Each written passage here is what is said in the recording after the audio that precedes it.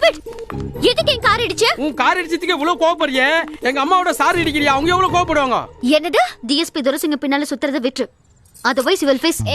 யாரை மிரட்டுற? நான் யாருன்னு தெரியுமா? கோல்டன் ஷிப்பிங் ஓனரோட பொண்ணு. நான் இந்தியா சைக்கிள்ஸ் ஓனரோட பொண்ணு.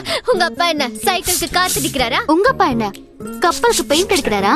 ஏய் நானும் அவரை ஒருத்தர் லவ் பண்றோம்.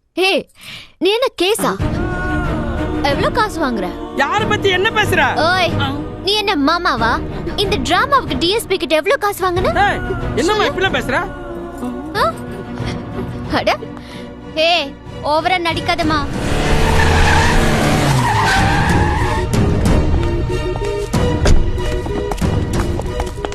என்ன நினைச்சிருக்க மனசுல?